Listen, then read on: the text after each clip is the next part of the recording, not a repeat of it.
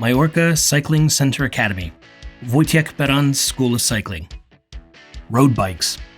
Riding in a group, line, pairs, taking turns, and headwind. Riding in a group is an essential part of any rider's training. For such a reason, it is important to get familiar with certain habits of riding in a group. In today's episode of Majorca Cycling Center Academy, we're going to tell you more about them. A group is formed even by two cyclists. There are some simple rules that apply to riding in a group.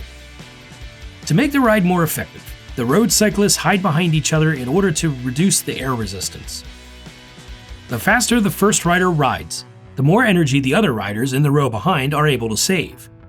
The key rule when riding in a group is to take regular turns, which enables the whole group to move at a steady and fast pace.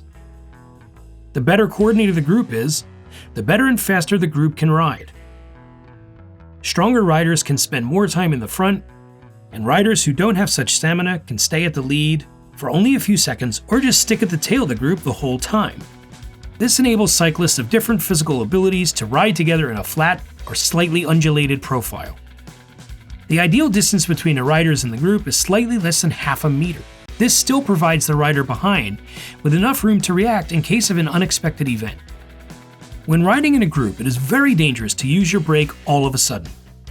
The technique of taking over the lead is also very important. The rider who is taking over should keep up the same pace as the one leaving the lead. A beginner often shoots up away from the group. In such case, the group can easily fall apart, which breaks up the pace and has a negative effect on all the riders in the group. This lead should always be taken over only if the situation around is clear, on a straight road, behind the horizon, but never in a turn, half of a climb, or during a fast descent.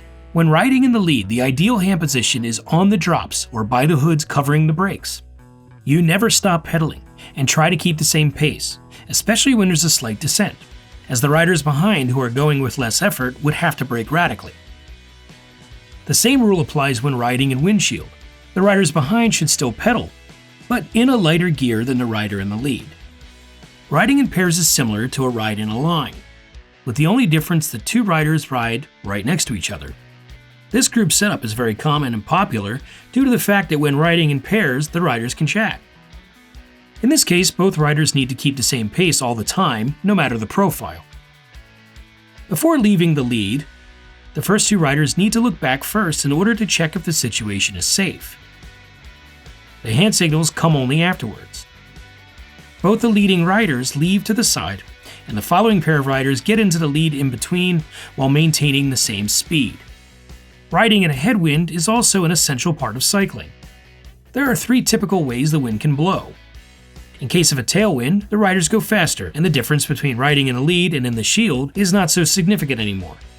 When riding in the crosswind, the riders form a shape of a domino and have their front wheel in alignment. If this crosswind is coming from the left, the rider in the lead sticks to the middle of the road. In case of a right crosswind, the shape of the group is exactly the opposite. The rider in the lead should never cross the line in center or on the side of the road. When riding in pairs, the same rules apply, only the riders are paired up next to each other. When there is a headwind, the riders hide directly behind each other. It is a good idea to stay in the lead only for a short time in order to maintain the same speed all the time. Riding in the headwind is logically slower, so there is a need for a lighter gear and higher cadence. Now you have learned the basic skills of riding in a group. In our next episode of Majorca Cycling Center Academy, we will learn how to ride economically in a race. You have been guided through this episode by our professional trainer, Wojciech Beran, MA. Would you like to make the most of your cycling? Do not hesitate and join our team in Majorca. Majorca Cycling Center, the international bicycle rental of BMC and Colnego bikes. International training cycling camps for all age and performance groups. Experienced and certified trainers, guides, mechanics, physiotherapists, and masseurs. Do you want to train in Majorca? Then come with MajorcaCyclingCenter.com.